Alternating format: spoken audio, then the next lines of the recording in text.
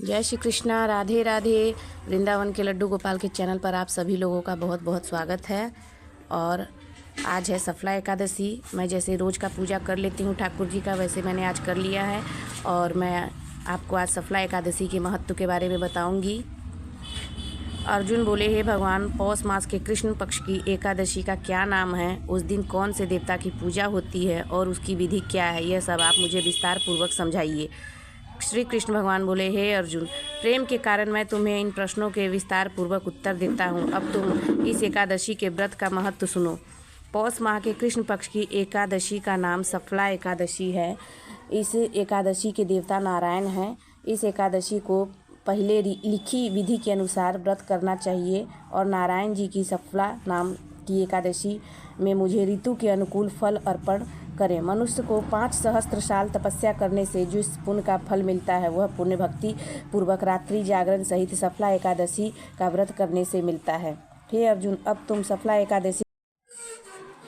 चंपावती नगरी में एक महिष्मान नामक राजा राज्य करता था। उस राजा के 4 पुत्र थे। उन 4 पुत्रों में सबसे बड़ा पुत्र लुम्पक राजा का पुत्र महापापी था। वह हमेशा पर स्त्री गमन वेश्याओं के यहाँ अपने पिता का धन व्यय किया करता था। वह सदैव देवता, ब्राह्मण, वैष्णव आदि की निंदा किया करता था। जब उसके पिता को अपने बड़े पुत्र के बारे में ऐसे समाचार ज्ञात हुआ, तब उसको अपने राज्य से निकाल दिया। जब लुम्पक सबके द्वारा त्याग दिया गया, तब वह सोचने लगा कि अब मैं क्या करूं, कहाँ जाऊं। अंत में उसने रात्रि को पिता की नगरी में चोरी करने की ठान ली। वह दिन में रहने लगा और रात को अपने पिता की नगर में चोरी करने लगा और अन्य बुरे कर्म करने लगा। रात्रि में वह नगर को जाकर नगरवासियों को मारता तथा कष्ट देता। कुछ दिनों में संपूर्ण नगरी को समाप्त कर दिया। वह प्रातः उसे पहरेदार पकड़े जाने पर भी राजा के भय से उसे छोड़ देते थे।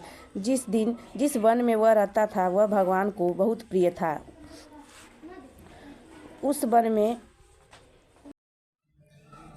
वन में एक बहुत पुराना पीपल का पेड़ था तथा उस वन को सब लोग देवताओं का क्रीड़ा स्थल मानते थे। इस जंगल में पीपल के वृक्ष के नीचे महापापी लुम्पक रहता था। कुछ दिनों के बाद पौष माह के कृष्ण पक्ष की 10वीं के दिन वह वस्त्रहीन होने के कारण शीत के मारे मूर्छित हो गया। शीत के कारण वह रात्रि को न सो सका और उसके हाथ पैर जकड़ गए। उस दिन वह रात्रि में बड़ी कठिनता से बीती, परंतु सूर्य नारायण के उदय होने पर भी उसकी मूर्छा न गई। सफला एकादशी के मध्याह्न तक वह दुराचारी मूर्छित ही पड़ा रहा। जब सूर्य की गर्मी से उसे कुछ गर्मी मिली, तब उसे होश आया और वह अपने स्थान से उठकर गिरते पड़ते वन में भोजन की खोज में चल पड़ा। वह उस दिन जीवों को मारने में असमर्थ था, इसलिए जमीन पर गिरे हुए फलों को लेकर पीपल के वृक्ष के नीचे आया। तब तक सूर्य भगवान अस्ताचल को प्रस्थान कर गए थे। उसने उन फलों को पीपल की जड़ के पास रख दिया और कहा कि हे भगवान, इस फलों से आप ही तृप्त होवे। ऐसा कहकर वह रोने लगा और रात्रि को उसे नींद न आई।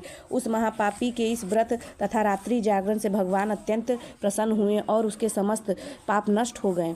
प्रातःकाल होते ही एक दिव्य रथ अनेकों सुंदर वस्तुओं से सजा हुआ आया और उसके सामने खड़ा हो गया। इसी समय आकाशवाणी हुई कि हे राजपुत्र, भगवान नारायण के प्रभाव से तेरे समस्त पाप नष्ट हो गए हैं। अब तू अपने पिता के पास जाकर राज्य प्राप्त कर।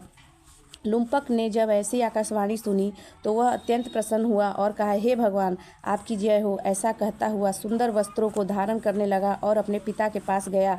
उसने संपूर्ण कथा कह सुनाई और पिता ने उसको अपना राज्य भार सौंपकर वन को रास्ता लिया।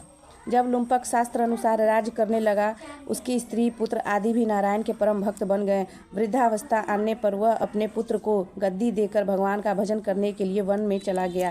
अंत में परम पद को प्राप्त हुआ।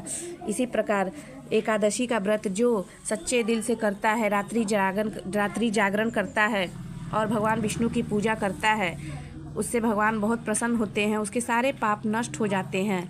और कथा करने के बाद अंत में आरती भगवान की जरूर करनी चाहिए। जय श्री कृष्णा, राधे।